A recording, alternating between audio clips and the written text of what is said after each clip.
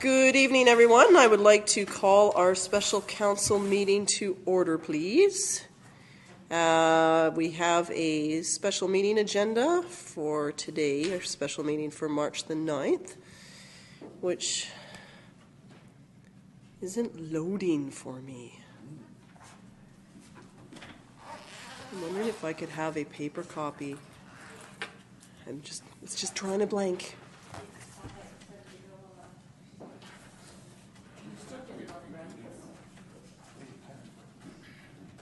I don't know. I just have a minor technical challenge here.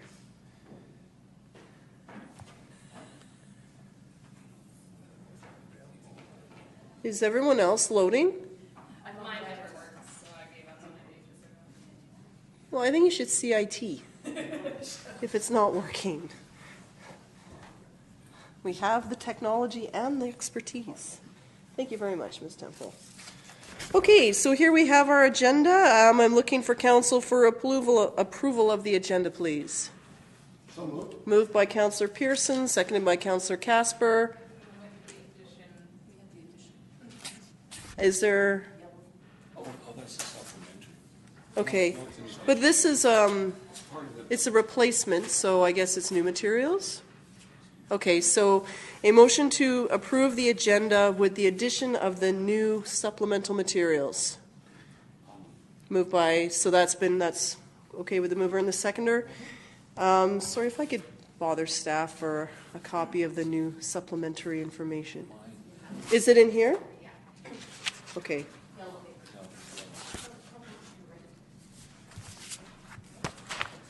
What am I missing? Your Worship, just so everyone's clear, what we're going to be doing It's is... all in here? Yeah, that's a new version of the council. Okay, I do have it all. My apologies. Okay, all those in favor? Opposed? Motion's carried. Sorry? Your Worship, just so everyone's clear, what we're going to do whenever the Director of Finance brings you some new pages, we're going to make sure that they're yellow and dated to the day that you're getting them so that you understand where the changes have been. Okay? No, that's great. Thank you very much. Okay, so I'd like to do what we did yesterday where we have the public comment period after each department report as we move through. Is that agreeable to everyone? Sure. Okay, so do we require a motion to make that change? We're good? Okay, we'll just add that in as we roll along. So on this note, to our Director of Finance, did you have a question, please? Yes, Your Worship, I'd just like to highlight the changes then on the yellow documents. Okay. Before we start. Okay, so this is from yesterday's. That's correct. Yeah. Okay, so we'll start at yesterday's with meeting, council mentioned in their budget area for the community service agreements that were expiring, and Councillor Ray is correct on the dates that they are expiring in 2017. So I've taken them out of the budget on the 2018 and beyond years. So that's the only change. And so that basically you've got a brand new page 3, and you've got it now that we're making adjustments. You've got a page 30, which will be a page that we keep track of any other adjustments, this one and any others. Okay. questions about the changes. Go ahead, Councillor Casper. So just as a follow-up, I'm assuming all those people will be notified about the contracts, or no? Yes, we will notify them that, based on last night's meeting, that they're going to be required to come in front of council if they. But it's really the service agreements are up to council if you want these to continue. So the only reason I'm saying this is because by virtue of the fact that we have a service agreement with the community association, we agreed to give them funding for the turf field, and also taking the gas tax funds from the Juan de Fuca area for that purpose. So, and we did it all under the umbrella, the fact that we actually had a service agreement, which gave Juan de Fuca and the CRD comfort. So, I personally, I think it's very critical that that one in particular be fast-tracked or whatever we do.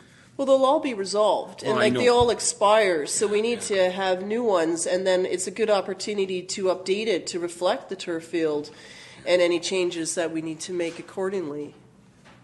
Just to staff and then to Councillor Ray? Yes, I'd just like to add, we are entering into a totally separate agreement with the Community Association regarding the turf field project, and we'll have an agreement as well with the CRD regarding the transfer of the gas tax funds. Very good. Okay, any other questions on the changes? Okay, so we'll just roll along then. I'll turn this back over to staff, and I believe we are starting with corporate services this evening. Okay, so we'll go to our Director of Corporate Services, please. Point of order? Pardon me? Point of order? Yes. I believe you have a public question and comment period first on the agenda that we did yesterday as well. Right, so we were going to add it after each department, but do you want to open it up for changes? Like I was going to have it as... Okay. I thought last night we did the open first, and then they did it after each section as well. Okay. So I'm just trying to stay consistent. Oh, okay, with what very we did good. last night. Okay, so in light of that, is there any comments and questions on any matter so far? There will be more opportunities as we go into each particular department, but if there was any opening remarks? That'll all come in the applicable department. Okay, very good. Back to our Corporate Services Director. Thank you. Thank you, Your Worship. Just while I wait for the PowerPoint to go up, I'm going to start off with just giving a little, Council, a brief overview of corporate services, simply because the department, well, at this time last year, had just been formed. So this has gone through a tremendous change in the last year. So I want to kind of bring us up to speed on exactly what's going on in the department so you understand where the budget's coming from. So one of the main areas that we actually deal with is council support. So we do admin support for the mayor's office, travel and conference booking, as well as all the public correspondence to council. Our bylaw enforcement, we see compliance obviously with district bylaws. This process is complaint driven, and our primary complaints that we saw in 2016 were for unsightly premises as well as parking violations. Human resources is new as of 2016. We handle all HR as well as labor management areas. It's important for council to realize that historically there was a very significant lack of attention in this area. And this is very important that we started this in 2016 because human resources has a dramatic impact on your organization related to having proper job descriptions, making sure people are being paid appropriately for the work that they're doing, and that they're doing work along to their job description, because if they're not, then that can be into some HR issues as well. We've dramatically improved the relationship with our unions as well. A number of grievances that had existed, to my knowledge, for a couple of years were resolved. So in 2016, we initiated a complete review of all of our HR files. These had not been done well or at all for a number of years. We formalized a number of processes around hiring and onboarding, and we began business process documentation, which I will get into a little bit later. Our front desk reception also falls under corporate services. This is a very crucial business area. Our front desk admin staff are really the face of our organization. They handle all of our public inquiries as well as all of our calls for service. They also provide admin support for all of our district departments. Our Legislative Services Department is obviously very busy. We handle all of the council meeting agendas and reports. We handle Freedom of Information Act, all legal inquiries from our area. We do bylaw and policy maintenance and writing, and we're also responsible for records management. So as we go into the budget, I'm going to go over some of the main changes or areas to highlight. The first thing you'll notice is that in the salaries area, 2016 and 2017 are a bit of a bump, and those are due to some one-time staffing costs. If you look at the budgets for salaries from 2018 to 2021, those are actually reflective of the salaries for the department. The one-time costs that we had in 16 and 17 are just an aberration, just so you understand going forward. Your election budget has also changed. I talked to the Director of Finance earlier this year about the fact that this could be smoothed out. You previously used to have all of your election costs in the election year. What we've done is split it out over the entire duration of your term. This allows for a smoothing of your budget, so you have, I believe, 12.5 in the next 2 years because we just started doing this. And then going forward for the next 4 years, it'll be split up into, I believe, 62.50. So it's 25,000 broken up over the years.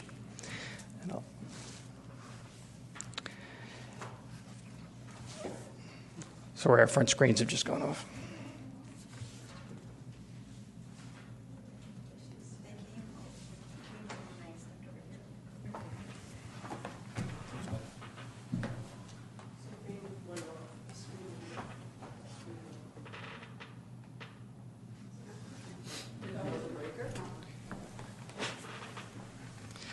For some reason, we've been having some issues with the wireless. We're working on it, and it's sporadic, so bear with us. Give it a second.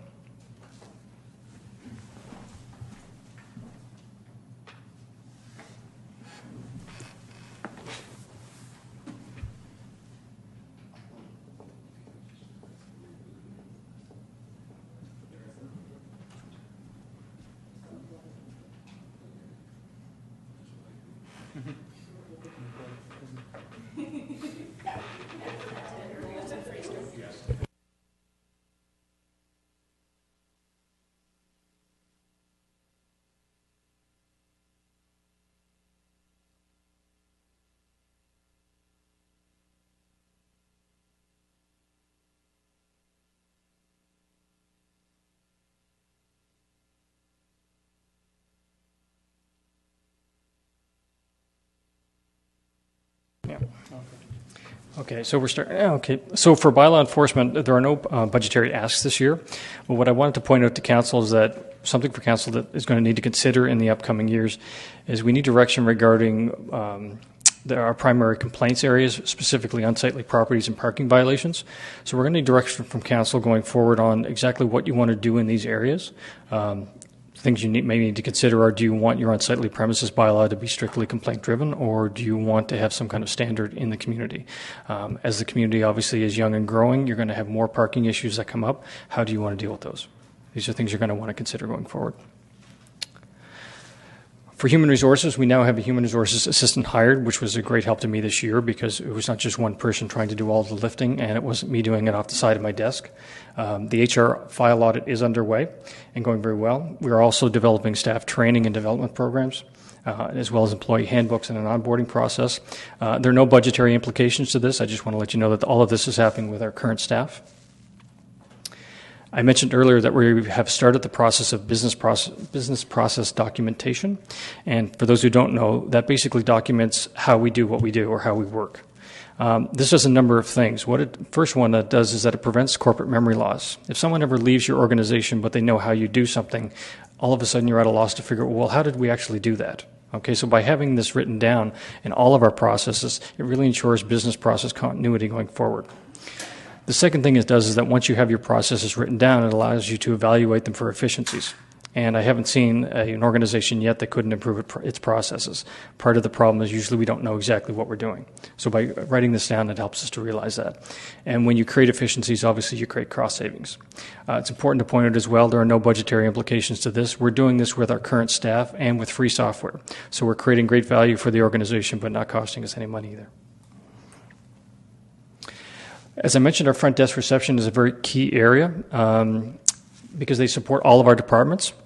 There is a budgetary ask for a secondary position at the front. What we found this year is that because we had one person at the front as opposed to two, we were constantly drawing from our other departments to fill in coverage. Now, we had some money in the budget for coverage, but it wasn't enough because of what we were pulling from over the course of the year. This position has already 50% funded because we were able to take the money that we had just for summer coverage, and then you can roll that in. So we're not asking full funding of a position, but just a top-up. The implications of not funding this position is that you're going to have operational impacts in all departments. I can guarantee you this will happen because it happened all across 2016. As soon as someone who's at the front goes on vacation or has a break, we have to pull a clerk from another area, which means they can't do their work while they're covering the front. And these are the people that help us through all of our coverage, our tax filing, our tax season and our filing. And we're starting to get some filing backlogs now in development services. So as I mentioned, these positions help all of our departments. The second ask in the budget right now is for a records management officer at 0.6, which is 3 days a week. This is in line with council strategic priorities related to records management. And it's important to know that the district files are growing significantly each year. And records management is knowing what you have, where you have it, and how long you have to keep it. Some people think of records management and they just think that it's filing, and that's not the case. You have to understand where your files are going, how they're classified, and also your destruction for your life cycle, because you don't keep records forever. Some you need to destroy. And as an example of this, the University of Victoria got into trouble a couple of years ago where they had a security breach. Some of the files that were stolen should have been destroyed from a human resources perspective. Personal information was leaked out, and they got into major trouble for it. So you have to understand where your documents are and knowing when to destroy them and how long you keep them. And I know records management is not a sexy topic, but I want to go through for a couple minutes to outline exactly where we are from records management right now. If you look at paper storage for the average box, you're looking at between 2,000 and 2,500 pages per box. However, we're no longer simply in a paper age. We're in a digital age. If you look at a CD-ROM, which we don't even use anymore, those would have been 22 boxes of information per disk. The average flash drive at 32 gigabytes is the equivalent of almost 1,100 boxes of information. So that's 1,100 boxes of paper you can carry around in your pocket. Now imagine how many emails you receive every day, and think of how many boxes you can carry around with you. So I'm going to introduce you to a term called unstructured data. And this is information that's not organized in a predetermined way. So you may have something filed in email, you may have something sitting on your desk, but there's no specific plan to say, this is how we're going to organize it, this is how long we keep it, this is when we destroy it. Now this can be paper, can be electronic, can be Word, audio files, anything like that. The opposite of that, once it's organized, it's called declared data. So once you have data that's declared, there's a primary plan for the organization, the maintenance, and the destruction. And why is this important? Currently in the district, we have 2.2% of our files are declared. 97.8% of them are not. They are undeclared data. To put this in perspective, our declared data runs about 550 boxes, which would be maybe a third of this room. Our unstructured data is about 24,000 boxes. That's the equivalent of all of our electronic files and all of our paper files, which are not currently being taken care of. Now, why is this important? Because electronic files grow between 25 to 30% per year. And if you think of how many emails you've received in the last 6 months, multiply that by the number of staff, multiply that probably by 10, and that's just email. As this continues to grow, it will absolutely cripple an organization. And there are many implications for us to think about with this. Oh, come on.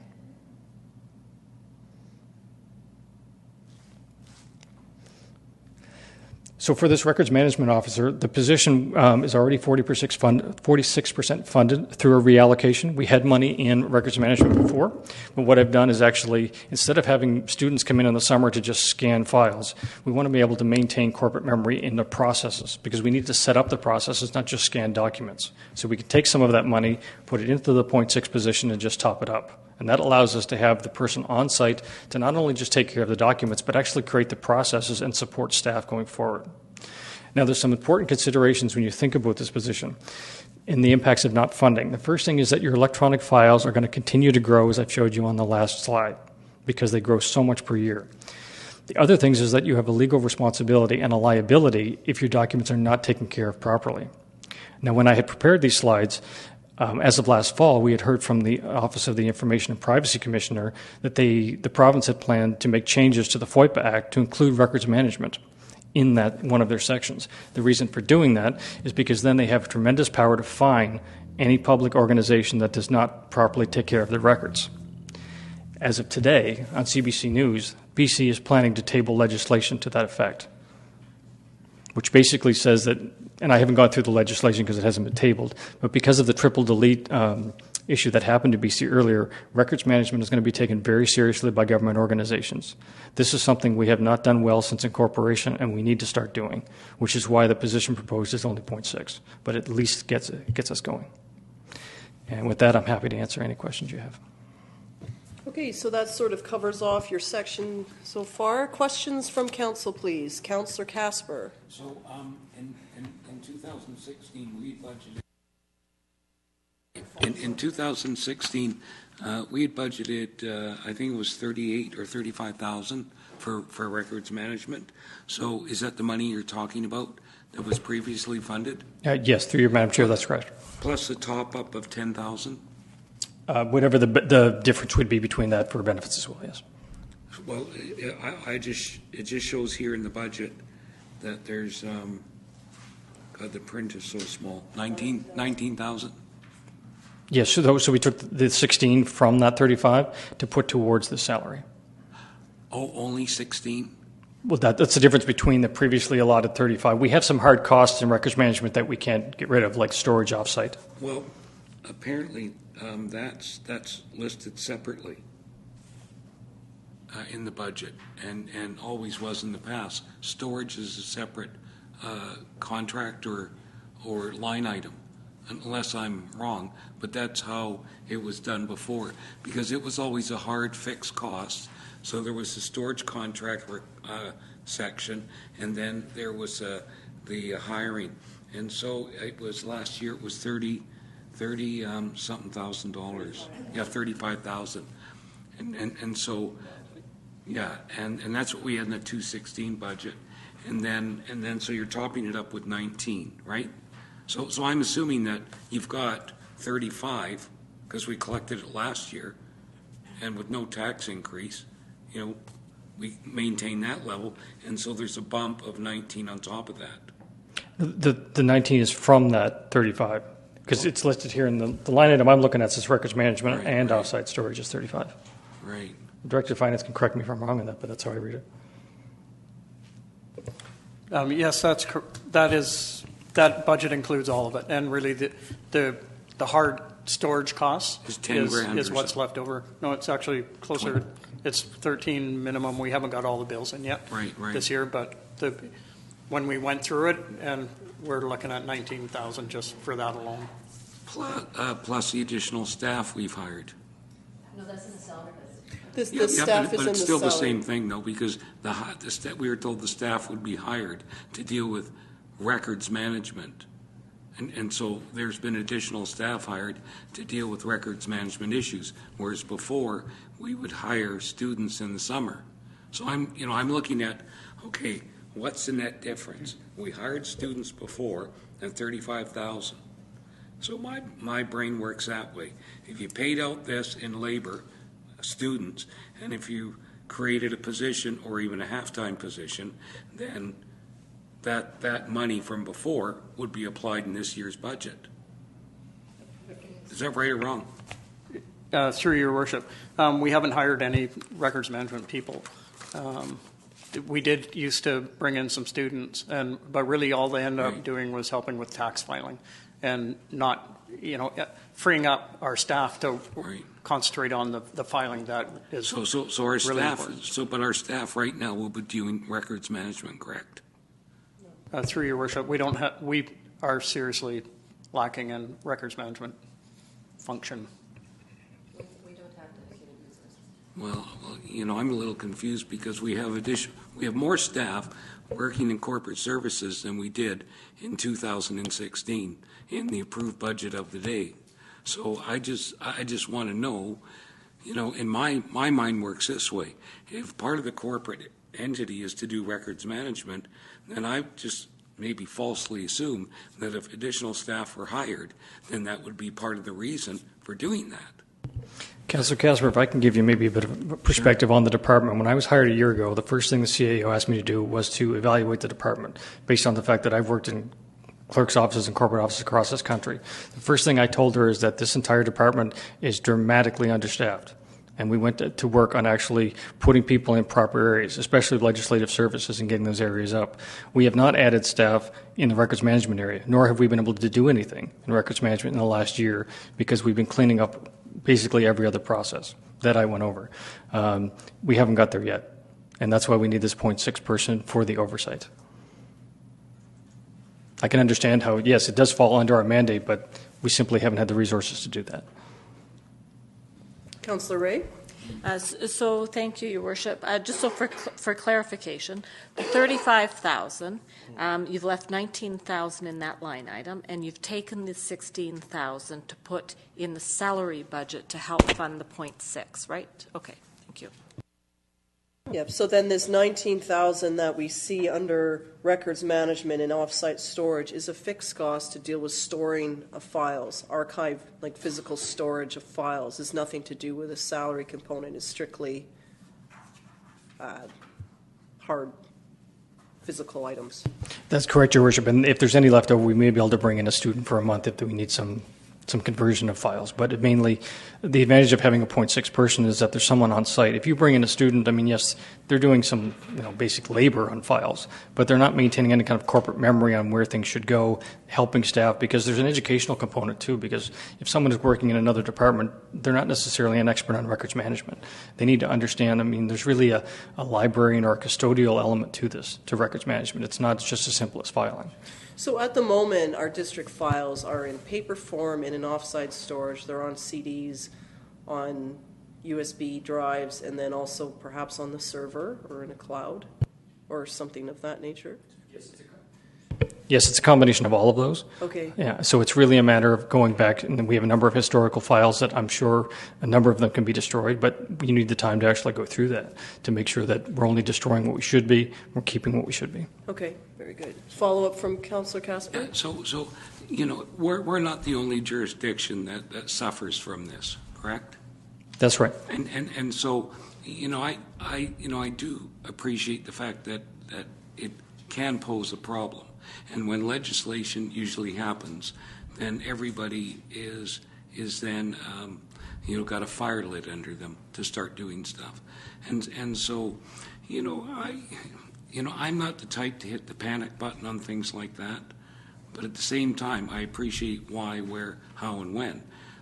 Because there's a huge cost associated with retrieving all those paper documents, right? And, I just realize, I know that because it's not only us, it's at all levels of government.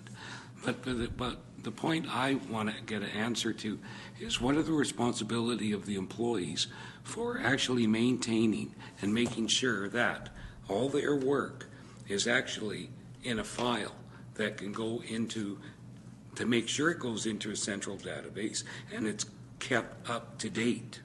Like, my wife works in government. I know a lot of people who work in government. They've been literally told that they're responsible for making sure their files are up to date. They're responsible for maintaining the files that they work on and all the inputs that they put in and the stuff they get out and add to the file. So do we have training or some kind of indoctrination on doing that for all departments, especially planning, because there's a lot of paper there. Of course, and through your worship and Councillor Casper, that's exactly what this position will do. Because as your wife works in the provincial government, they would have lots of staff dedicated to training other staff on how to do it. Records management is very much a custodial or librarian position, to really teach staff, okay, this is how our system is set up, and the staff need a lot of support on that to make sure that we have those systems set up. And that's what we don't have. You will recall in the past, and I'll go to Councillor Ray in a moment, where we've had staff here on evenings and weekends dealing with files, boxes of files in various areas of the boardroom and downstairs and the like that needed to be gone through and labeled and dated and shredded. They could be, depending on the contents, there could be a compromise there depending on the sensitivity of what's in the box because it's not secured at the time. Your worship, and the legislation, as much as it's coming in and it's going to be a requirement, that doesn't concern me as much as the fact that our files are growing so much, and it's only a matter of time before that affects operations. I worked in a previous municipality that was in very bad shape, and they had a warehouse full of paper, and the minute they had to try to find something, it was a nightmare. And they're not going to stop growing. So, Councillor Ray. Yes, so thank you, Your Worship. I guess from my perspective, we've got 24,000 boxes roughly of unstructured data. And so I certainly support looking at the hiring of a 0.6 position. But I also think that as time goes on, once you get control of that amount, that the need for that position may be reduced. But I think when you're looking, all one has to do is look on social media, and you see how many people are putting in requests for freedom of information. It must be quite a heavy load. And if you can't find the documents and you only have so much time to get them done, I think there's a liability there for the district, and I'm certainly prepared to support it in the short term. Yeah, and does Councillor Loggins or Pearson have any questions? Okay, go ahead, Councillor. So just the last thing. So does that mean that once all this would be done, then there would actually be easy access to all that information from everybody, the public, everybody, right? Well, absolutely, Councillor Casper, through your worship. I mean, that's the whole point, is to make sure that we're structured properly and we can access this, anything we need, in a timely fashion. Absolutely. Depending on the sensitivity of the documents. I'm sure you could. I'm not going to say anything. Okay, anything further from council? Another chair on the screen. Yes, exactly. Okay, I'd like to turn the microphone over to members of the public. Any questions or comments related to corporate services specifically, though?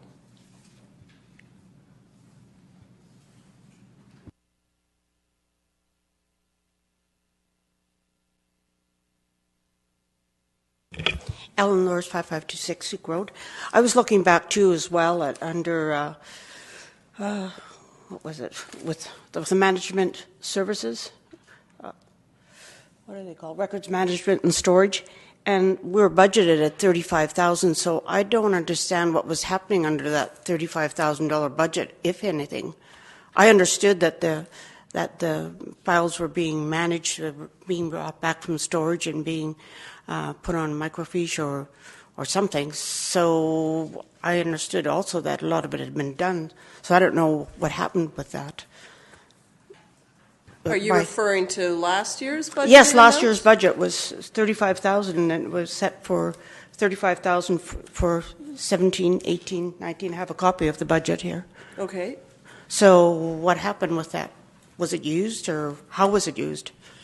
I don't believe the position ended up being filled, but I'll let staff comment.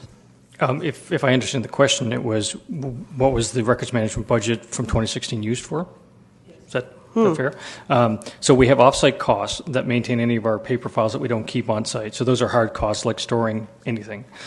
We did a microfiche conversion where I was still amazed we were still using a microfiche. So, and that was actually supposed to be spread over 2 years. I stepped that up. Unfortunately, I did because our microfiche broke a couple months into it. And so those files have to go to Vancouver to be converted properly, like some old land files. So all of that conversion took place as well. So that's basically where a lot of those costs went. And we're still waiting for the actuals to completely roll in. So I think our finance director referred to this yesterday, that what's printed under actuals isn't the finalized total because the year end is still being reconciled. Mm-hmm. And so although you would see the amount of $12,000 right now, there's still invoices that need to come in. So we're going to receive a finalized run when it's all complete and done. We're still waiting for those invoices. So that amount's going to change. Or a lot of these amounts will change when we get that finished. Okay. And I didn't understand from 2016 the budget, and then the budget was $449,930 for salaries, and then the actual was $602,074. In 2016, that was the actual. So why that big increase? And then why 2017 even greater increase? And then a decrease in 2018. I don't understand what that's about. Your Worship, as I mentioned, the salaries from 2018 forward are a true reflection of the cost for salaries within the department. We had a number of one-time costs in 2016 and 2017 that are not part of normal salary allocations. 2016, there were some people that were in acting positions because of the transition from the previous corporate officer to me taking my position. Those people had to be in acting positions for a number of months because, as I mentioned, the department was understaffed before. There are a number of other one-time costs in 2017 that I can apprise council of in camera, but I can't do so publicly due to legal obligations. Okay. And that applies the same with the professional development, the increase there of $30,000? The actual was $107,000 $130,000. The budget was $107,000. Your Worship, that's actually for benefits. So that would be benefits are corresponding to the salary. So when one goes up, the other goes up in step. The professional development is fairly consistent. It's about 280 over, and then it's the same 25,000 in all future years as it was in 2016. But again, the professional development goes up $174,000 2017. I'm seeing it as 25,000. It's the third line down. The second line for benefits? Oh, pardon me. I'm sorry, benefits. I'm sorry. Oh, so that's applied to the salary. Yeah, it would be the guess. same reasoning, and then the professional development is the same as it has been. And the specialty office supplies, that's an increase of $4,000 for the actual. Your Worship, as you know, we were doing some repairs downstairs. We had a number of things where we had a 3-inch crack in the floor that went almost the width of the entire building we had to repair. There were a number of safety issues that we were fixing. Yes, it was over budget, but the repairs were also unplanned. Office supplies? It says, We were going through to have we had some walls painted, some offices updated. There were a couple of desks that staff were working with that were falling apart. oh, I thought you said cracks in the floor. There was at Office one supplies. point, yes. But is that the office supplies, under office supplies or maintenance? Were all those amounts then put into special office supplies? I'll have to check with the Director of Finance as to where they all went. Your Worship, specialty office supplies is really a budget that each department has, because each department has their own needs regarding specific things that they do, like GIS has some crazy rulers that you wouldn't believe. There's just different things in different departments, and with the sort of right sizing of the department and corporate services and getting things in shape there was a requirement to get proper equipment in there. So really that's what it is. There was definitely some repairs and things that were needed to offices and to getting some new desks and stuff like that. But a lot of that stuff gets capitalized, and this is a disconnect between a budget and a set of financial statements. When in a budget, you're just looking at cash in, cash out. When you're doing your financial statements, you're looking at an accrual basis, and you're capitalizing anything that is capital related, like desks and chairs and everything, right? So some of these things in here, you see, by the time we do the statements, they're going to move out into a capital budget line item. So these are true office materials and supplies, and yes, last year was a unique year with all the changes that were going on, and that's why it was over budget. So. Okay, Councillor Ray? Yes, Your Worship, I just see that we seem to be combining two lines. Specialty office supplies are a $5,000 budget, and then the office supplies is further down the list. So I think that they're two separate things. I'm just responding to the Director of Finance. Okay. Yes, I see that too.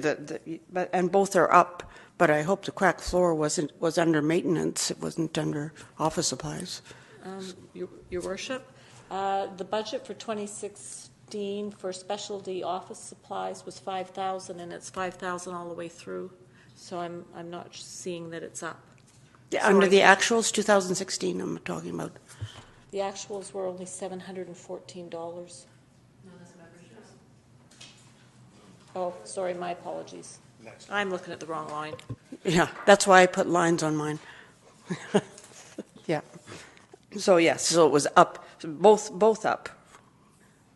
Yeah, both were up, and Both that's were up. where it dealt with the particular offices within the corporate office department. There were a number of shifting that people did. Office furniture where it could be repurposed was, and in the case where new items were needed to be replaced, chairs or desks and the like, those Right. were all done, and they went into either of these accounts. Okay. And now the records management and offsite storage, I'm still not understanding that with a 19,000 versus a 35,000, how does that work? What? I think the 35,000 included a salary component. The previous 35,000 included some money for summer students. Okay, it included a portion for summer students as well as the hard costs associated with the physical storage. In this case now it's been broken out, and the 19,000 is only dealing with the physical storage components, the hard costs, and the salary piece would be that 0.6 person, and that would then get moved up into the salary component, and then there would be no summer student hiring for that records management piece at this time. It's not scheduled. So would that be a temporary employment? Because then if you hire somebody, isn't it then an issue if you hire somebody full-time and then, or even part-time? Is it temporary? From what I see our organization needs are, it would be a 0.6 person as far as we can see going forward. Okay. And the other question I have is security. What's the security for? Would be for an internal system, or If I may, Your Worship, we do have an alarm system in the building. Okay, was this in a previous category before? Because we've had the alarm system. Forever. If I may, Your Worship, we mentioned last night that costs have been moved around so that they're being managed by the department that they're actually under. And Okay. so that's, Oh, like, we've okay. always had these costs. It's nothing new. Right. Okay, thank you. Thank you, Ms. Lewis. Okay, is there any other questions or comments from members of council? All right, I'd just like to thank our corporate officer for all your work over the last year and for everyone in your team as well. I think council feels the support, just especially on the legislative piece. And I certainly appreciate the admin support that's come my way in keeping me on task and organized. It's helping with letters, correspondence, records that come in and the like. It's of great value to me, so thank you very much. Okay, so we'll move on to our next area, please, which is finance. Okay, over to our Director of Finance.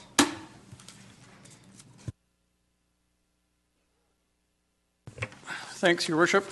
So this will be starting on page 6. So I'll just run you through a little slide presentation here. So as we mentioned last night, here's a picture of the total expenditures. When we get into the operating budgets, we're into the green portion here, which in the bylaws other municipal purposes, but it's really operating budgets. And the piece we're talking about with financial services is the yellow piece out there, and those are all the other departments. And we just covered off corporate services, of course, which is the gray one. Oh, I've lost my... There we go. So first off, you can see on page 6, the first section at the top is financial administration. And so what we do in that area, the budget is $407,000. That's all the planning and reporting, property taxes, permissive tax exemptions, all the accounting, the payroll, all the internal controls that we have to keep on top of, cash management, the investing and the debt, risk management. We've got, of course, the audit. The auditors are out next week for 2 weeks, for example, and then I've got to put the financial statements together, and that's all fun involved there. The SOFI report, homeowner grant, school tax, and then all the other grants that we get and the reporting that's required under that. So.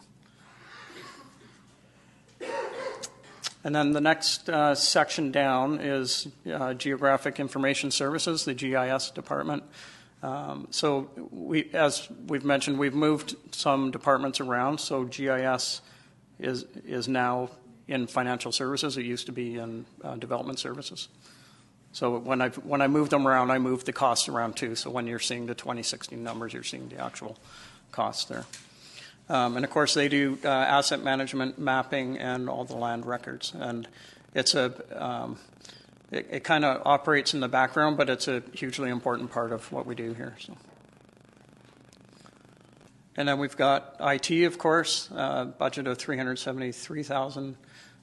So that's all the support for staff and council, all the business applications that we have in the infrastructure, network security, desktop, laptops, all the communication hardware, the operating systems and the programs. And we've got a IT augmentation, which is basically our risk mitigation if anything should happen to our sole IT person. And it's, of course, very closely integrated with GIS and records management. The overall change is not really that significant when you look at it on a total dollar basis, $36,000. But what it is a bit of an increase and a decrease. So the staffing really isn't keeping up with the service level demands, and it's really we've brought wastewater in house. We've gone from 1 network location to 8, and we've basically become a 24/7 environment for an IT person. Parks also added another network site, and we really need some support in the IT department because it is one person with a heck of a lot of responsibility. And what we've done, though, as you can see on the budget, and I'll run you through them in a minute, is there's some allocations to the sewer fund. The sewer fund has added some work, so we make sure the sewer fund is also covering those costs. So before I get into the next section, if you have any questions on the financial pages, so page 6, before you have any questions, I'll run you through some highlights there. So the third line down from the top, you can see that's one of the allocations to the sewer fund. So that's the administrative part, sort of a cost burden for sewer fund activities. And then further down, almost at the bottom of that section, you'll see 2 other allocations. One is for the insurance costs, and one is for the audit costs. Okay. Other than that, there isn't. I mean, it's nothing changes a whole lot in these areas. This is where the insurance costs are, the audit costs, all that stuff. GIS, the only real increase there is in data acquisition. Each time we're able to partner and improve the mapping and the ortho pictures that we have, we take advantage of that, and the next one's up for 2017.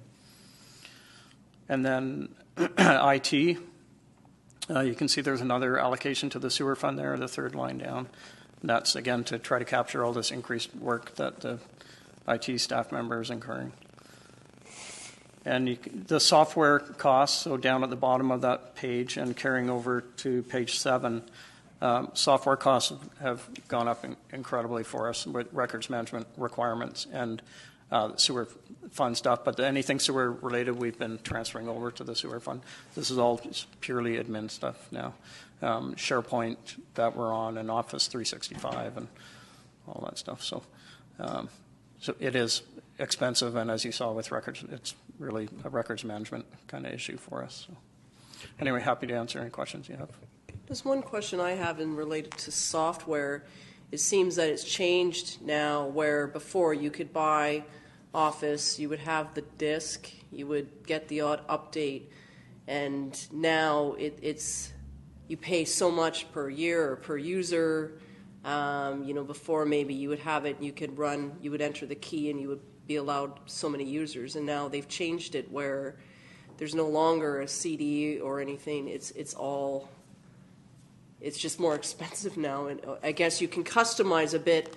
You don't need the whole Office Pro package, if you don't need access or something, but you still have to pay this ongoing fee all the time, and it's per user, and it doesn't transfer, and then if one person leaves, it's like you have to buy it again, and I guess that's where we're seeing that change in software now. Yeah, that's right, Your Worship, and we pay a CAL, like a license cost per user, and it is expensive, and they do monitor it too, and we try to make sure people don't, if they don't need it, they don't have access to it, so we don't have to pay for it. But right. We also want to make sure people can do the job that they need to do. So you need access to certain things, but we do try to make sure we don't have a bunch of licenses lying around that no one's using. No, and I think those ones where you did have that, they've expired. They're not supported anymore, and it's just the way the software companies seem to work now. Your Worship, if I can add to that, I know I've talked to the RIT specialist, and in a couple of cases we've set up some general Microsoft accounts, like for our front desk, so that we're not using up multiple licenses, where in some cases 2 people can log into the same one for certain things. Right. So we're trying to make the best allocation we can there. Perfect. Okay. Councillor Ray, then Pearson, please. Yes, so thank you, Your Worship. Through you to the Director of Finance. I'm just wondering, you say a request, an increase of $36,000 to help in the admin, if I understood correctly.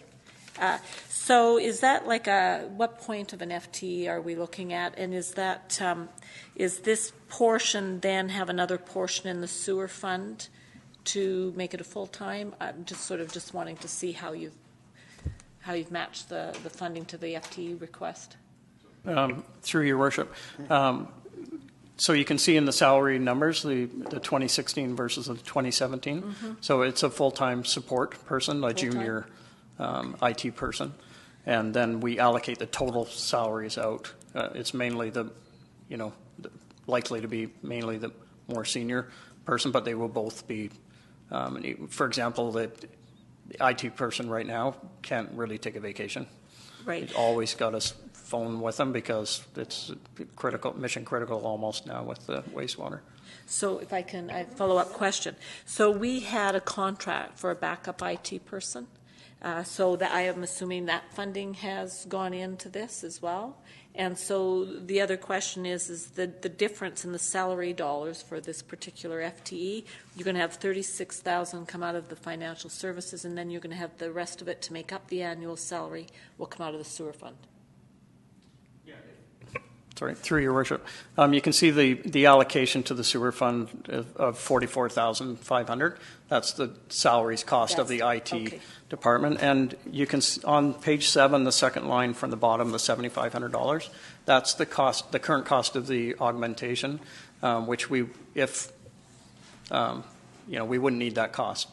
If we go ahead with a support person, I could see that we're not likely to need to continue on with the augmentation. Right, and in past, that budget item was $10,000 a year, right? So, Yep. So really, then, if we fund the second position, could that $7,500 come off that $36,000? Is that what you're saying?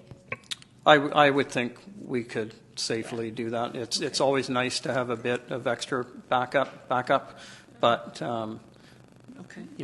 My hope is that a support person would help the department to be able to make sure everything's completely documented too as well. Thank you. Those are my questions. Okay, Councillor Pearson.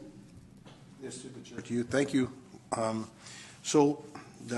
I think you explained it, the lands in the PC network, because I think that was the biggest jump that I saw from 2016 budget to 2017 budget was 27.4 to 73.540, and that's just simply the addition of the actual hardware? Through your worship, if you go to the capital page, we haven't got to there yet, but that's this page number 15. Mm-hmm. If you look up top, you'll see the finance-related capital costs. There's always a refreshment plan for hardware. It's 32,000 in the budget. So that's the hardware cost. This is stuff that isn't capital in nature, like it isn't going to able to be capitalized. So it's more of pure networking. There is a lot of annual regular maintenance type items in there. And as we grow, it grows. And iCompass being one, there's a number of responsibilities in there. So. Yeah, and okay, so because it jumped off the page at me as the biggest jump was that one in the entire budget was, okay, so I think that explains it. So, okay, no, I have no further questions. Thank you. Anything else from members of council? Go ahead. Yes, through you to Brent. Director of Finance. Oh, sorry, Director of Finance. All right. How did that project go with the BC Assessment Authority, where 4 municipalities got together and did the visual surveillance and everything of our entire municipality?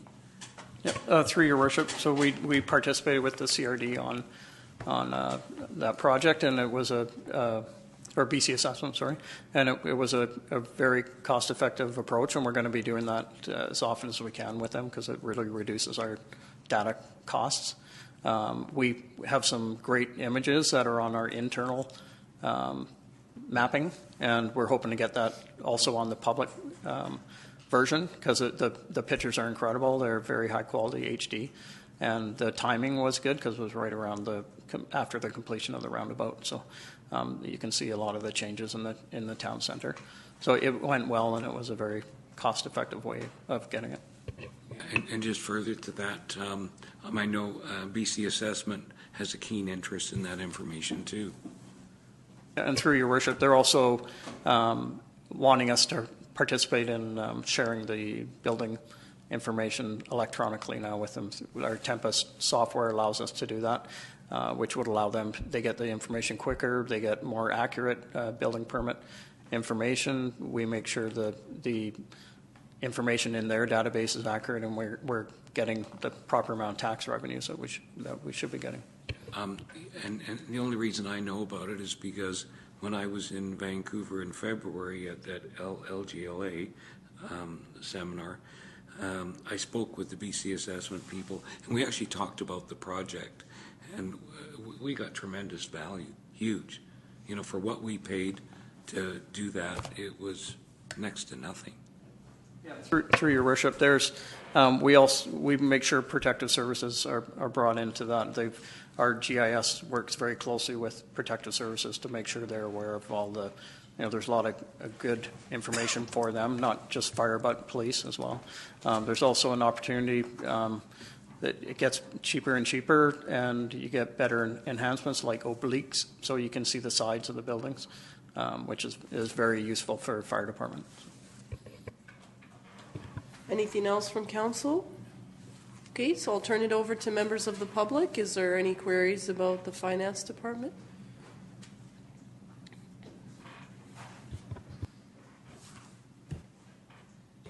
Ellen Lewis, 5526 Luke Road. I just have one question. With a IT person, would that person then would that go onto the sewer fund? That would be part of the sewer budget? Direct your question to me. Your address is to council, so it's to me. Well, okay. Yes. Thank you. Yeah, through your worship to Ms. Lewis, the intention in the budget, you can see there's an allocation to make sure that the extra cost we're incurring is being picked up by the sewer fund. So it's because you don't, if it's sewer fund related, it shouldn't be being paid by property taxes. So that's what we're doing by allocating those costs. So that would be a cost then in the sewer fund? Yeah, all the sewer-related matters, including portions of finance and IT GIS, get allocated now to sewer, because then it's paid by the sewer generation parcel tax, not by property taxes. Mm-hmm. Okay. Yeah, that's correct, Your Worship. So. Yeah. Thank you. Okay, so any other questions or comments about the finance department, the financial services portion? Okay, thank you very much, our Director of Finance. Next section. Yes, Your Worship, I'm just continuing on to the next part here. We're going to do look at debt servicing, so debt and transfers. So that's page 13.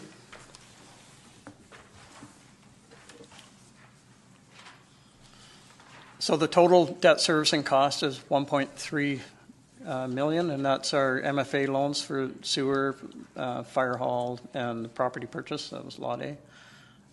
We have in the budget a new loan for $1 million proposed for road resurfacing, and the annual debt service cost of that is $206,000 annually over the 5 years.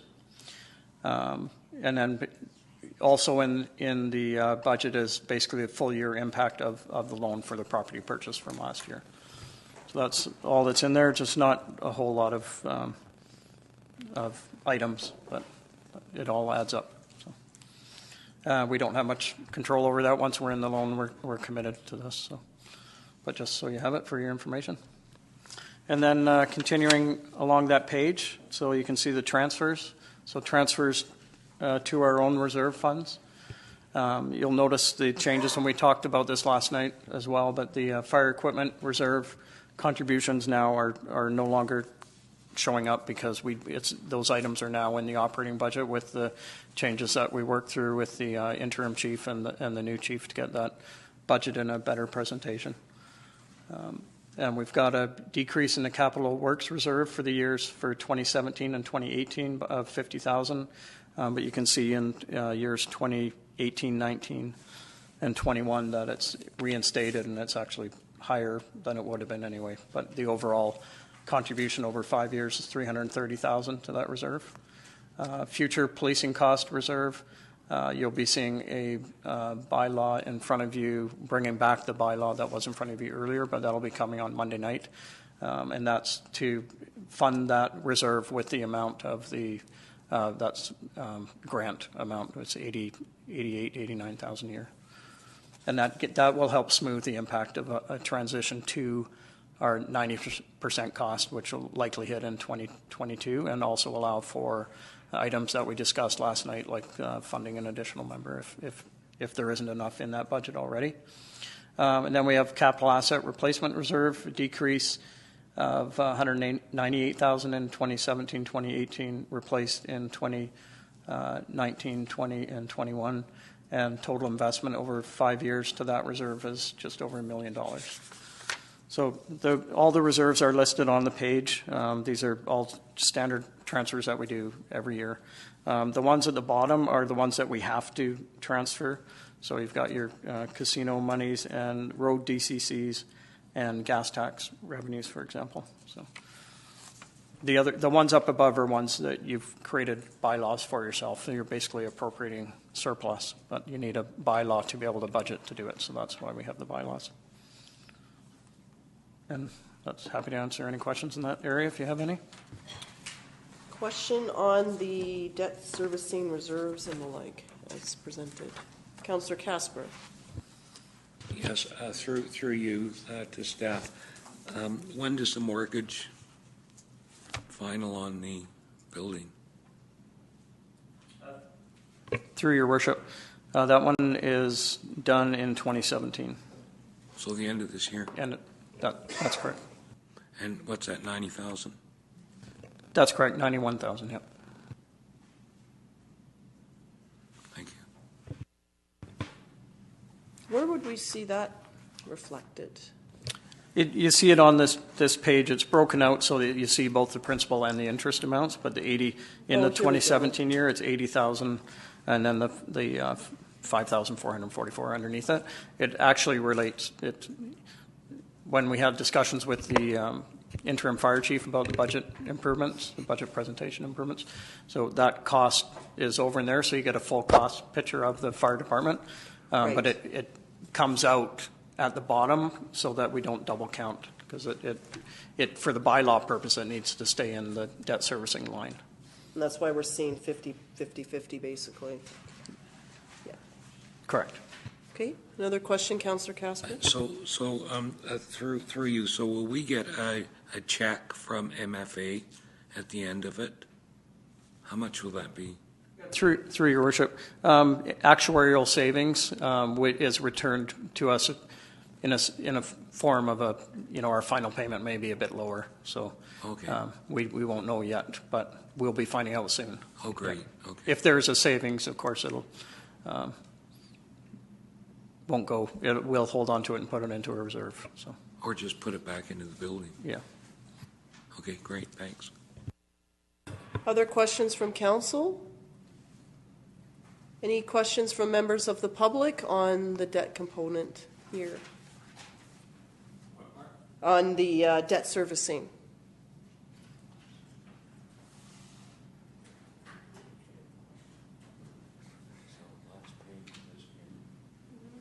Ellen Lewis, 5526 Souk Road. I have a question because the other night, last night I guess, Councillor Casper mentioned about the Lot A being in, I think you said the sewer servicing, in the sewer fund or something, or that Lot A, that money was somewhere, but it doesn't show as debt servicing in there, so where is it as far as it, because it's borrowed from the MFA? I don't see it being applicable to the sewer, but I'll have our director. Well, I don't either, but there was somehow, where is it? Like, okay. Where is it listed? For the Lot A purchase? Yep. Your worship, on that page 13, it's up in the debt servicing part, it's the last line before the totals. So you can see it split between principal and interest. That's where we see MFA loan, general property purchase, Yep. 160,096, and then in future years 284, and then dropping to 142 in the final year. So that would be correct. That is all Lot A principal, and the interest is underneath it. Okay, and I believe Councillor Casper said that there wouldn't be any increase in taxes to that. I guess that's because it was shown somewhere else. I didn't quite understand that. Do you recall your comments in regards to that? purchase? Maybe you could clarify. Do you mind, Councillor Casper? Yes, through you, and our director can correct me, that the source of funding came from our general reserve fund, and I asked if there was no, that there would be no tax increase relating to the purchase of that lot. Through your worship, that's correct. It's funded through it's basically a general reserve fund, but it's known as a surplus, but that's basically what it is. So. But it's borrowed from the MFA, and there's a principal and an interest charge, so how can there be no, I don't understand that. How can there be no increase? I think that's because that interest wasn't there before. Well, the interest is what is the portion that we have to pay on the debt. We have a low interest rate given to us by the MFA. We still have to pay some interest on the debt servicing. But I think because we get revenue from a number of different sources, property tax being one of them, then that's where, when this was acquired, it was meant to use other sources. Is that correct? Yes, Your Worship. So if you think of the surplus as another reserve fund, just without a name to it, but it's basically your net result of all your operations. You may have more grant monies than you expected. You might have savings from not spending as much activity in a certain expense account. Overall, like our accumulated surplus at the end of last year was $2 million. So that's essentially like another reserve fund, and that's what's being used to pay the debt servicing cost of the loan. Is it fair to say, though, that let's say there was no accumulated, let's say at the end of the year there is no surplus, then the Lot A in future years would need to come from property taxes. But because at the time of the purchase, council would have known what this surplus was from the previous year and what was anticipated for the going year, then that's where they said it could be construed that it was acquired through surplus and not through taxes. So, I don't get it, but why? So why would you borrow money when you have the surplus there to purchase it? Through Your Worship, I can answer that.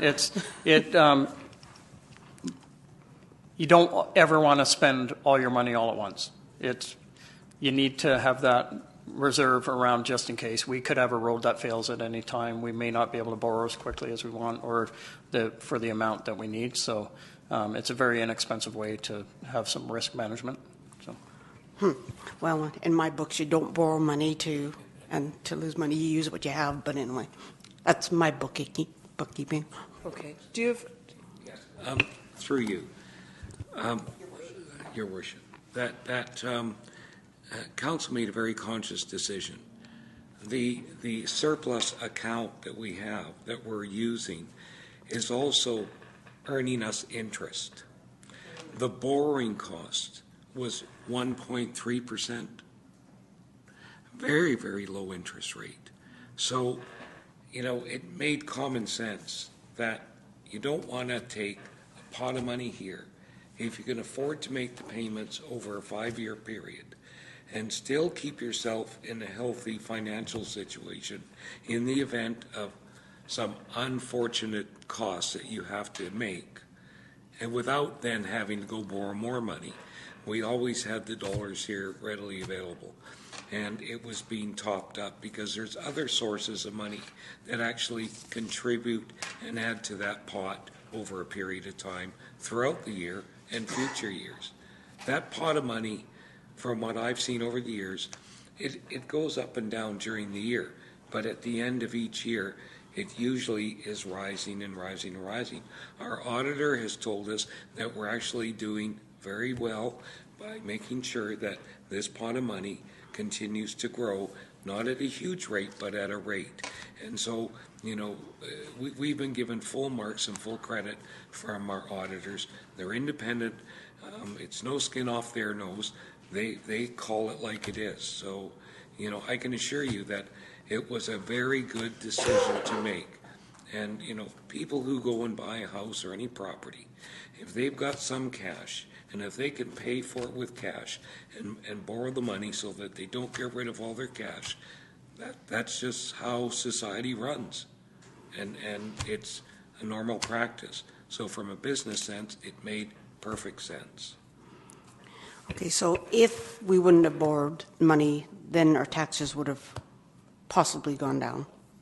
Possibly. Well, there would have been no change. It depends. If council used the surplus to reduce taxes, it could have gone down, but then we're not putting any money into reserve for future needs.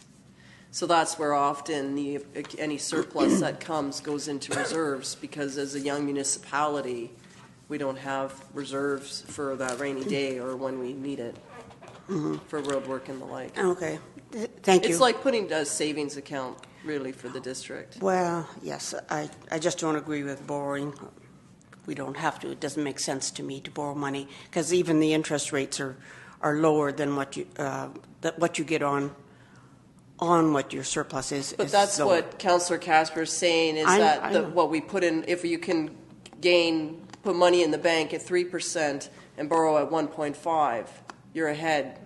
Whereas if we were borrowing at 13% and earning only at 3%, then okay, the math doesn't work out. But in this case, we're actually earning interest and earning money on money that we have in reserves, and that's where the borrowing works in that, to our advantage in that. So the interest that you're earning on the money is higher than what you're paying? Yes. It can be. It can be, and that's what It can be, but is it? Through your worship, it's we earn a good return in one of MFA's. They have a bunch of different portfolios. We try to make sure we got as much as we can in the portfolio that's earning the higher return. It's pretty close to the rate that we incurred on this loan, and MFA's really able to offer very, very affordable rates. So, of course, we don't want to be incurring a lot of debt, and the auditors as well report on how we're doing with our net debt number, and was a positive report last year. So. Okay, thank you. Okay. Anything else from council? Okay, what is our next section? So, Your Worship, the next section is all the revenues. So that's page 20 as a start.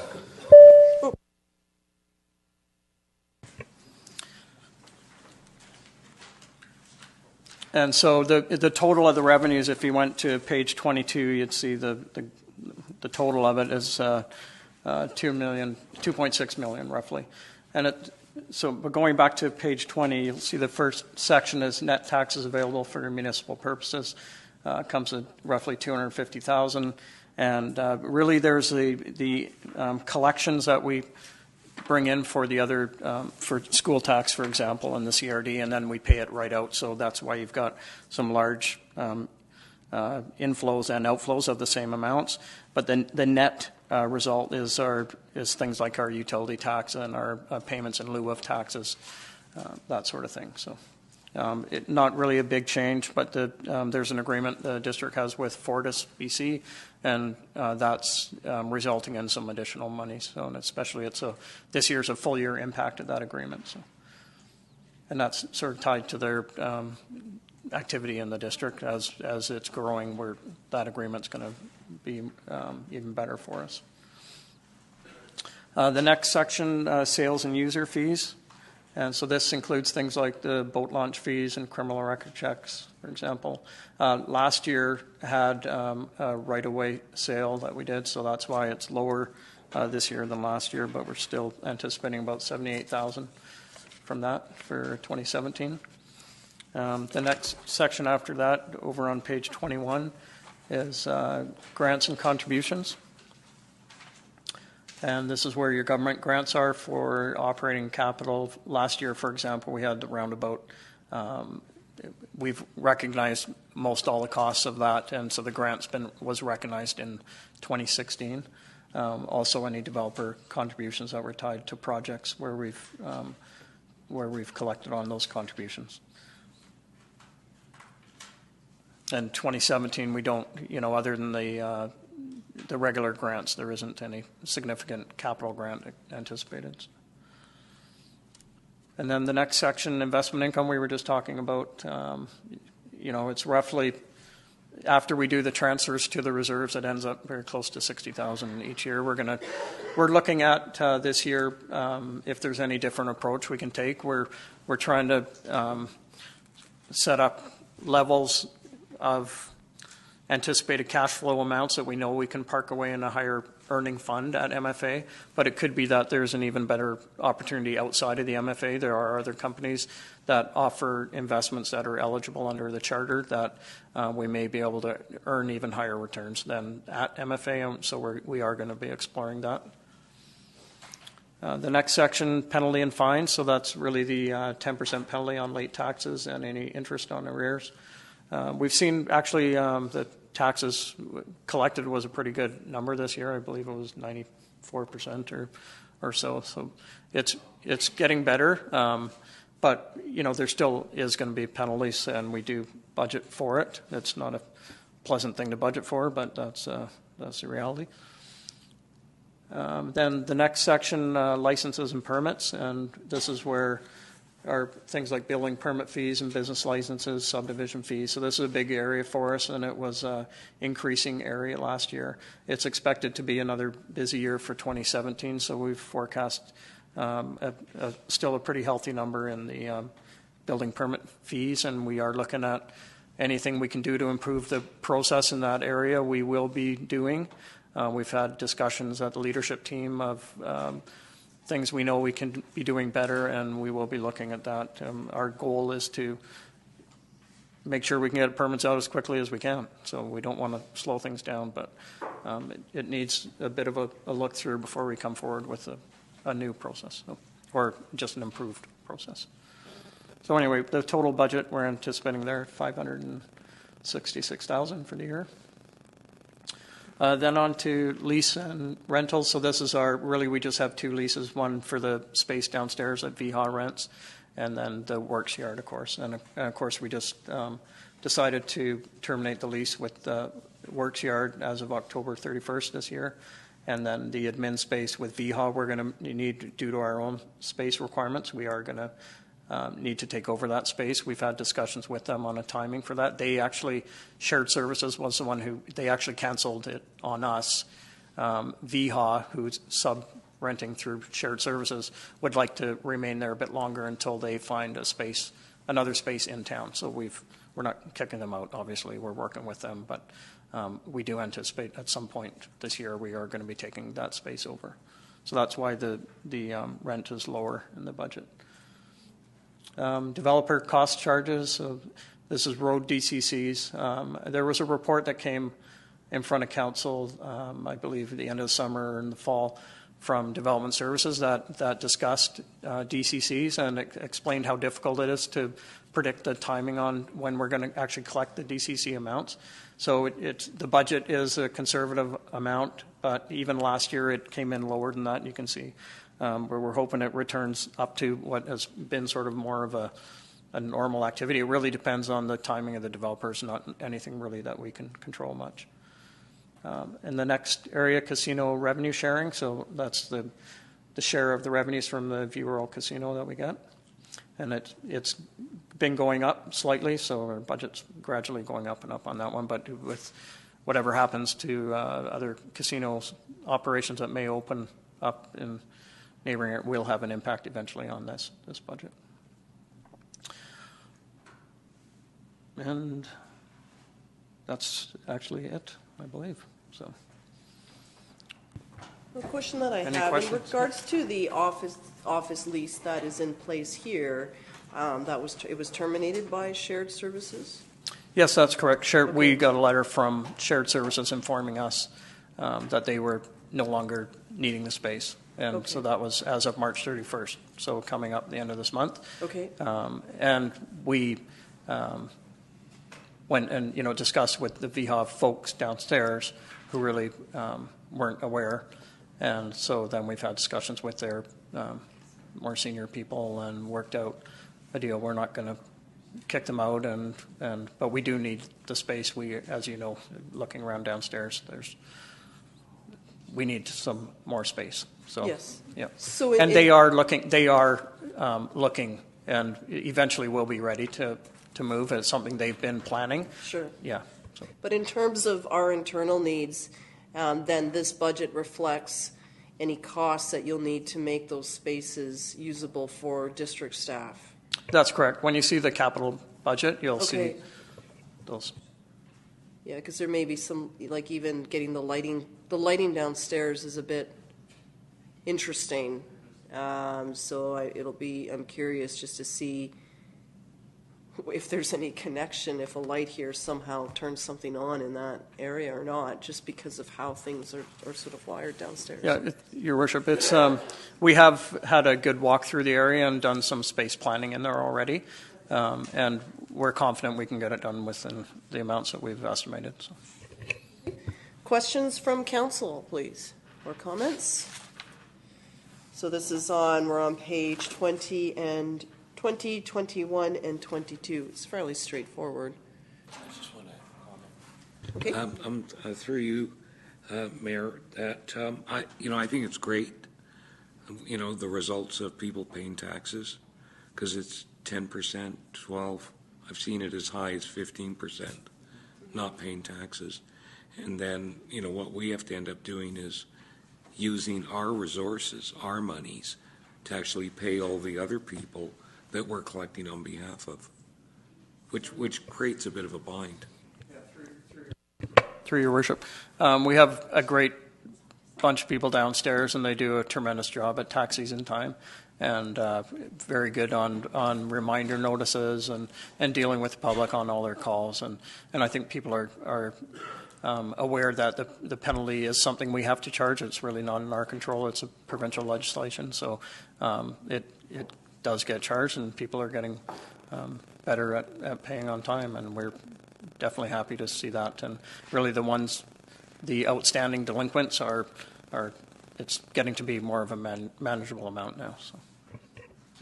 That also could be just if you choose to make the monthly installments in advance, and a lot of things now are just automated. It may make it easier come tax time, perhaps. Yes, Your Worship. The PAWS program, pre-authorized withdrawals, is a really good program, and that makes it easy, just like taxes coming off your mortgage payment. So people are welcome to call us and get set up on that program, and it works really well. And we have it's increasing in popularity. So. Yeah. Okay. Any other questions from members of council on these pages? So I'll open it to members of the public. We're on the revenue section, so page 20, 21, and 22.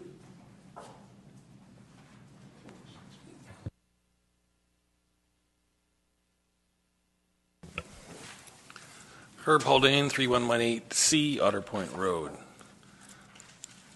So the Local Government Act states that the cost of servicing should be reflective of what comes in under permit fees and so on. And the building permit fees should reflect the cost of building services operation. And I noticed in looking through there that we bring in little over $400,000 between building and plumbing permits, yet the cost of the office is just over $200,000.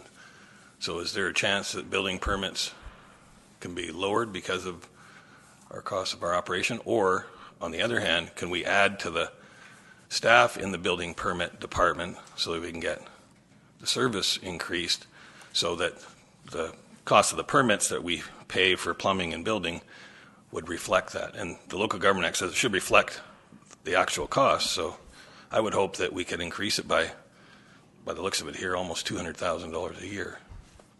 Yeah, no, that's a very good point, Mr. Haldane. I think when we hit the developmental services part, which would probably be on Monday now, there'll be discussion there about increasing the building staff, if I'm not mistaken, so that we can improve the service levels and the turnaround times. Yeah. Okay. Does staff have any further comment on that? To our CAO, please. Thank you, Your Worship. Yes, in the development services portfolio budget, there will be an ask for an increase in building inspector and also part-time engineering tech. That will help speed up processes. At the same time, I am doing a process review with respect to our building permits in particular to look for ways to find efficiencies to get the turnaround times down. I've heard loud and clear from some developers in Souk that, over the summertime we had a 6 to 8 week delay due to sheer volume. And that is now down to 3 or 4 weeks. And I think we can still do better than that. So we'll have that conversation when we have development services budget presented on Monday night. The other piece that I'm hoping, with the addition of adding a clerk to the front, then we will not be pulling our building clerk to do front queries. They can continue focusing on their particular department and the work that they're doing in that department without interruption, because that's also caused some issues downstairs as well.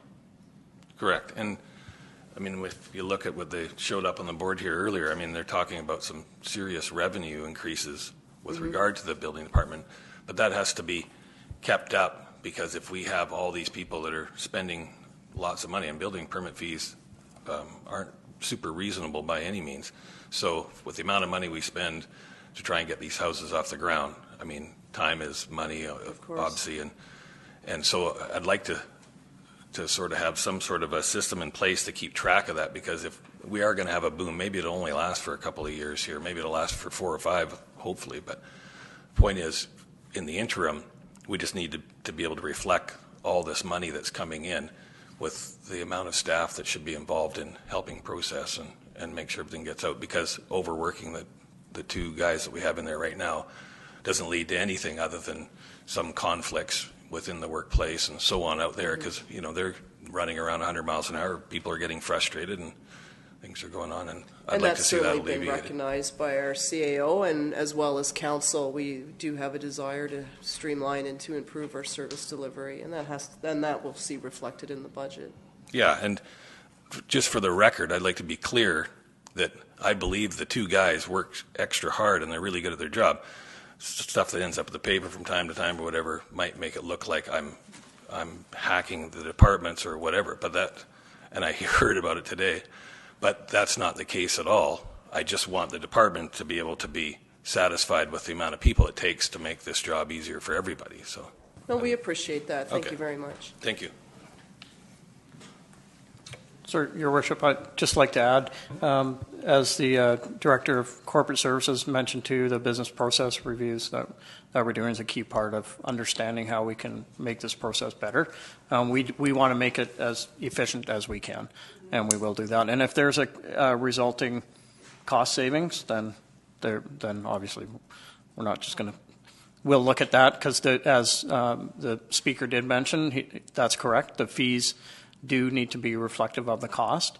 The problem is the cost hasn't been truly reported, as you saw with the fire department. There really needs to be a thorough review of the business processes first, so you know you're capturing the full cost, because it isn't just the cost of the 2 inspectors going out.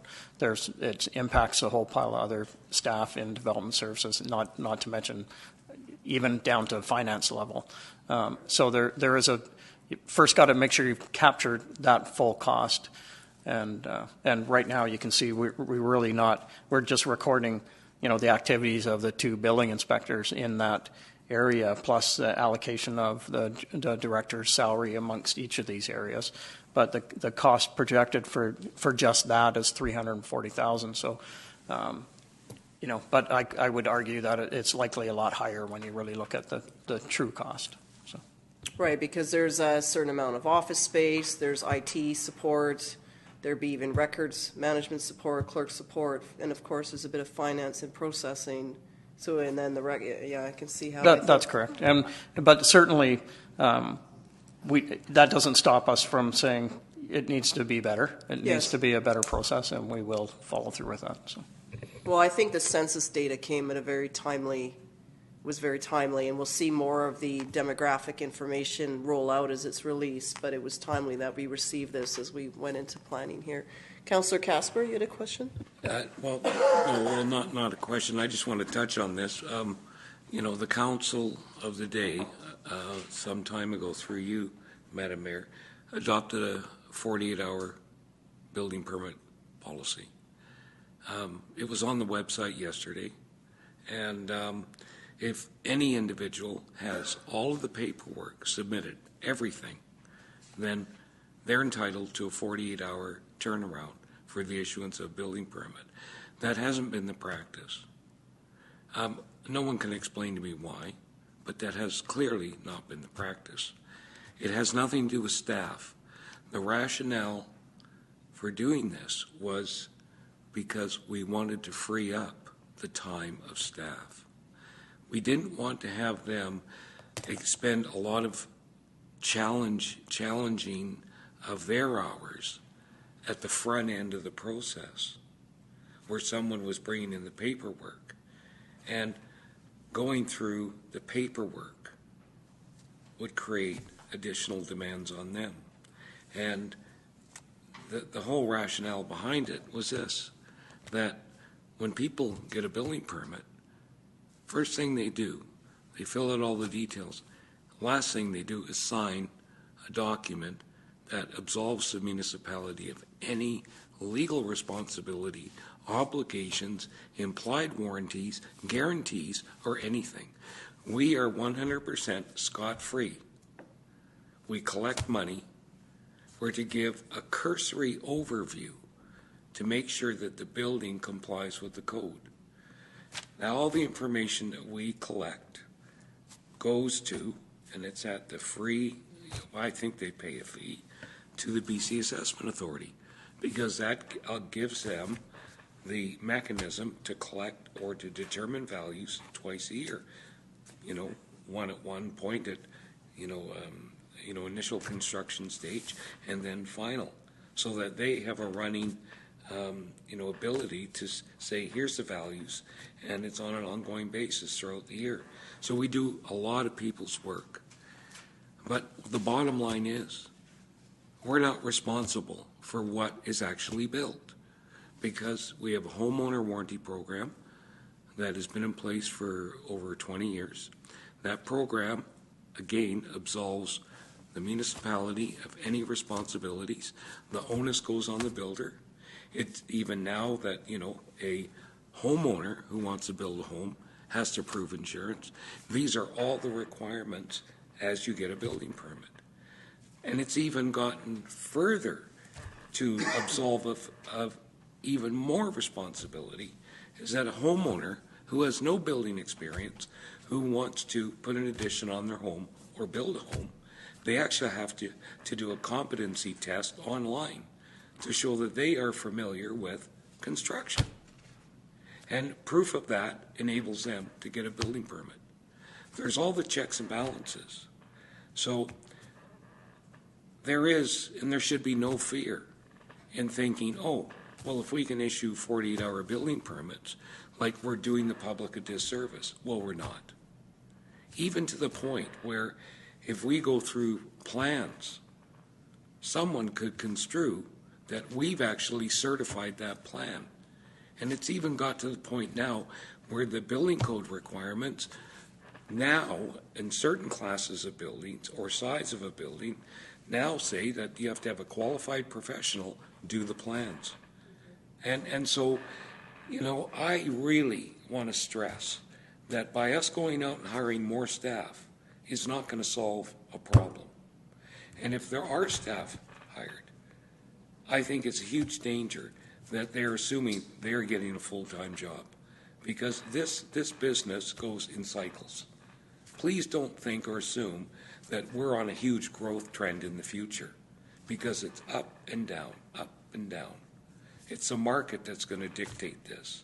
And when you look at the long-term, growth that we had highs and lows, highs and lows. Well, our growth since incorporation has been 48%. And Yes, I I have to say understand that since the time that I've been here, I've always heard that things are slow. I've never had anyone come in and say that things are moving very quickly. And this is even when times were slow.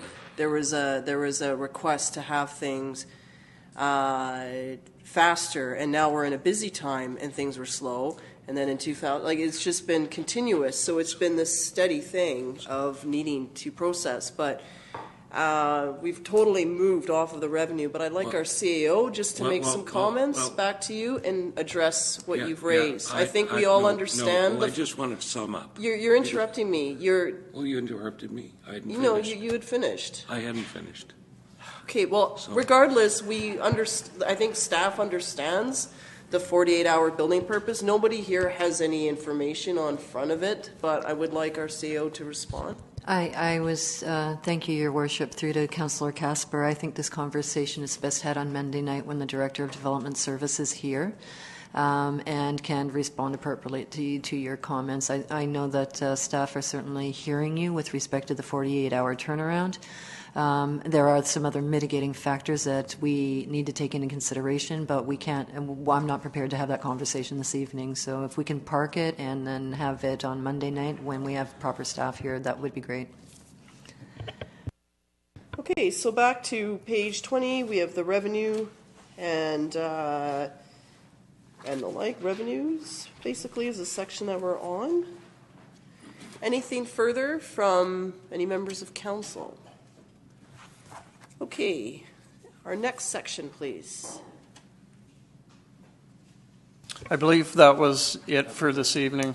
The Development Services Director is coming on Monday night to present that budget, so happy to go through anything else that you think I may be able to answer. I'd like him to speak to his area.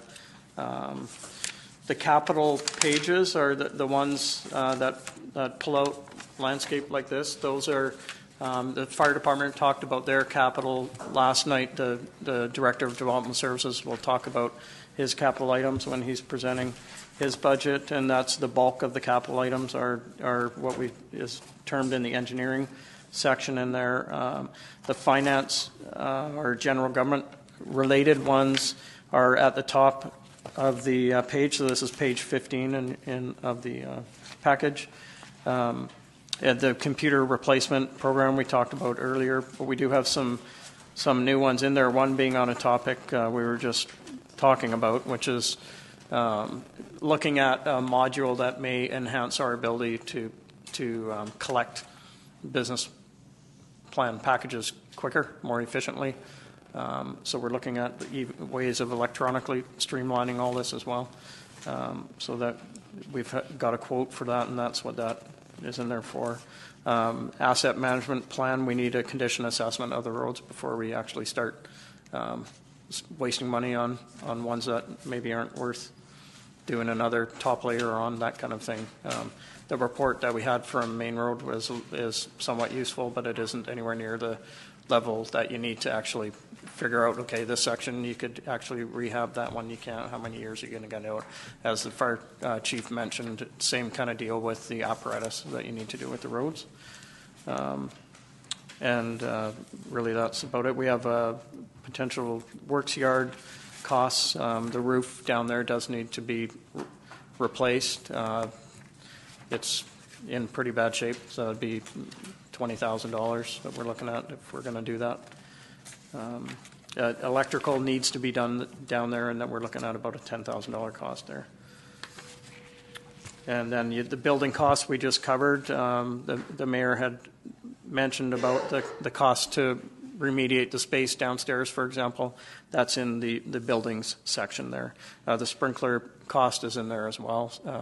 The fire chief discussed the sprinkler last night, but that's something that we hope to get done at some point. So, other than that, they are fire department and engineering related items, which the Director of Development Services will speak to on Monday night.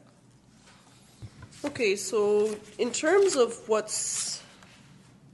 you have touched on this, but just so I'm completely clear and everyone else is, Monday night then we're dealing with development services and sewer potentially?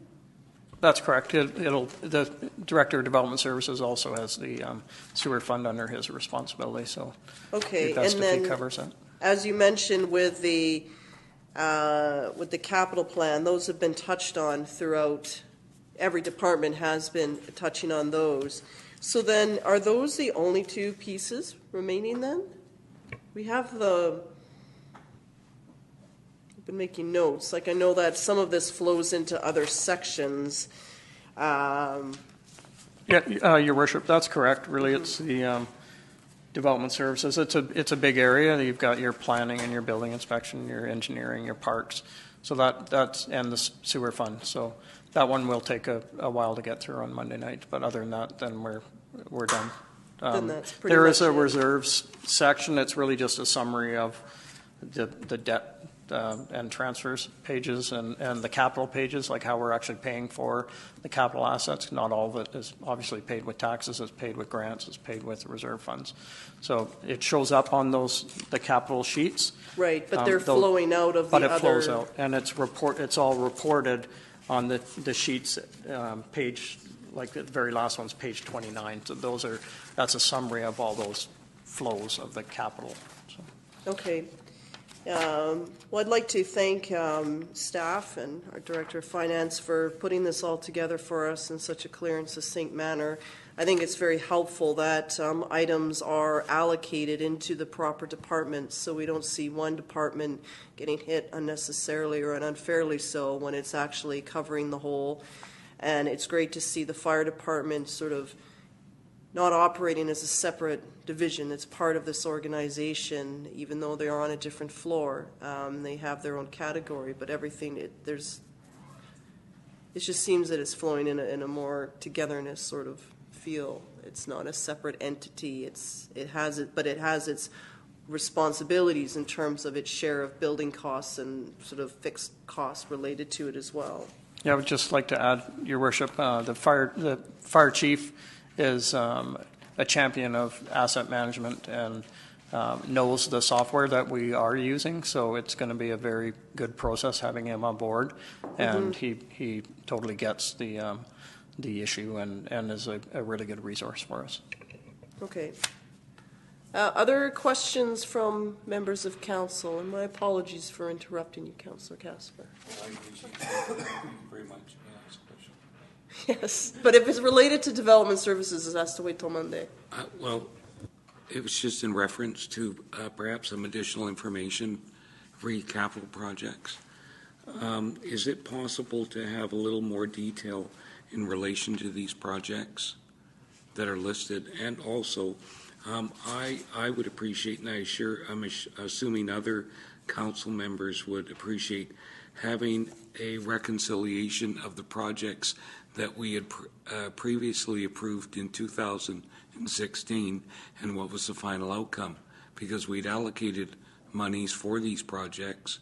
I still don't know to this day what was completed, what wasn't completed, how much, what was the allocated amount, what was the net, were we above budget, were we below?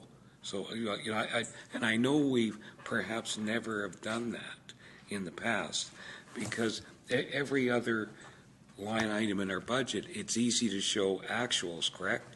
But on the spreadsheet here, when we're dealing with capital projects, it's really hard to show what the net difference is, especially if it's an ongoing project.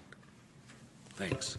Through Your Worship, I do have that done because it is a reconciliation we have to do for the audit, of course. The numbers aren't final yet for 2016, but I can certainly bring that document. It's the same page as this, it just has the actual on it, so I'll bring that to the meeting on Monday. And as far as additional explanation of the projects, I would the Development Services Director, I'm sure, will add some background on each of the items. Other questions from member comments? Councillor Loggins. Thank you for putting this together. It's nice to have these presentations because it does definitely answer a lot of questions. Why I was so silent tonight, because it does a good job of answering the questions. But I'm wondering if it's possible to have the Development Services presentation in advance of Monday night as well, added to the agenda so that we can kind of go through and digest it all before Monday and make things go a bit smoothly as well. I think it's still being worked on because part of it is that we've done quite well with our time on this, and so when we looked at the meetings, that potentially wasn't going to come till later on in the month, and now we're putting it on Monday. And I think I'd rather it be on Monday because we have good momentum. And then I don't want to rush through the budget. It deserves the proper time, but I think we're keeping a good pace here, and there's good momentum building. Once council endorses this in principle, it'll free up our finance department to work with the auditor. Then we can focus on grants, get all the actuals in, get a final sort of budget done, and then endorse it and give the bylaw first readings. Once that's done, then staff now have the ability to go on and do all the projects. We're going to be in the queue along with every other municipality in terms of wanting to get our expression of interest or quote requests or everything done.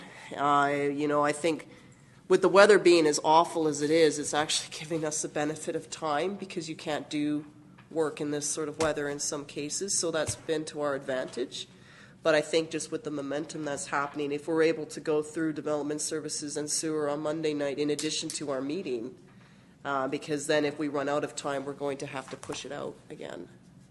So I hope that, I know it does help to have the information in advance, but just given how we've moved it ahead, would be a challenge, so I know that they'll be working on it on Monday.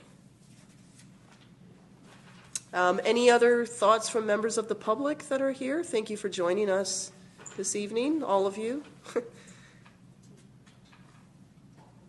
And then, of course, as we move ahead on this, if you have questions that come up later on an item that we've already covered in that department, feel free to bring it up, even though it may not be on Monday night because we've covered it off. It's just when we get questions about something without the applicable presentation, it's hard to answer going forward. But thank you very much for attending.